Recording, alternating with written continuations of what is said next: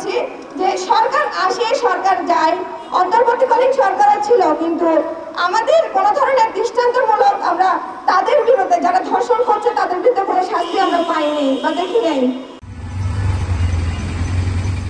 আমরা আমাদের দেশের নিরাপত্তা নিশ্চিতের দাবিতে আজকে এখানে একত্রিত হতে হয়েছে।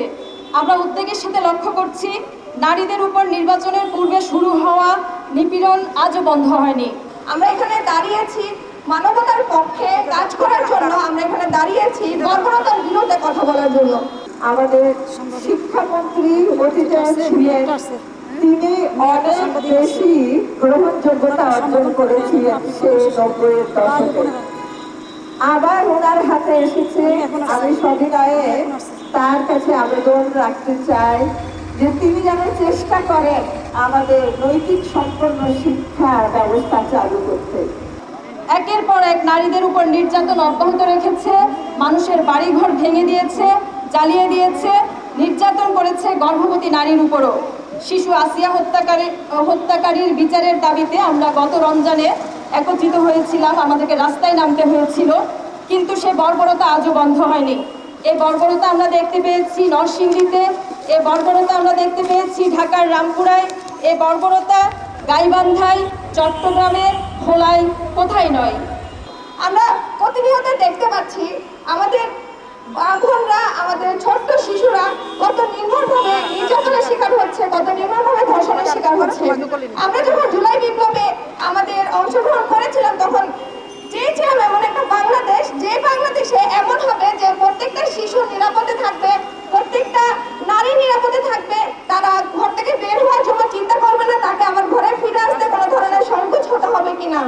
গতকাল রাতেও ঢাকার উত্তরায় একজন নারী নিহত হয়েছে।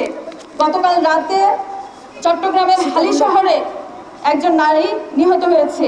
বাংলাদেশ জামাতে ইসলামী চট্টগ্রাম মহানগরী মহিলা বিভাগ এই সকল বর্বর ও নৃশংস ঘটনার তীব্র নিন্দা ও প্রতিবাদ জানাতেই আজকের এই মানববন্ধনের আয়োজন করেছে। সাংবাদিক বন্ধুগণ, ৭১ সালে যুদ্ধে আমাদের মা বোনের ইজ্জত লুণ্ঠিত হয়েছিল।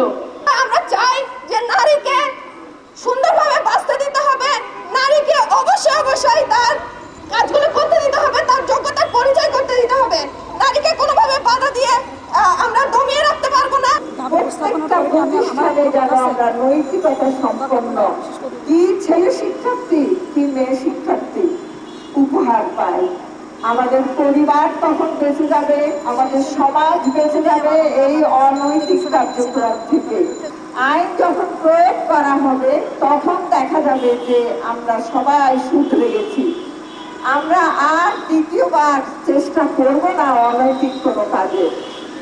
এবং সর্বোপরি আমাদের জন্য যেটা দরকার যে আমাদের মধ্যে আল্লাহ ভয় থাকা, আল্লাহর প্রতি যদি আমাদের ভীতি না থাকে কখনোই আমরা বিবেককে জাগ্রত করতে পারবো না।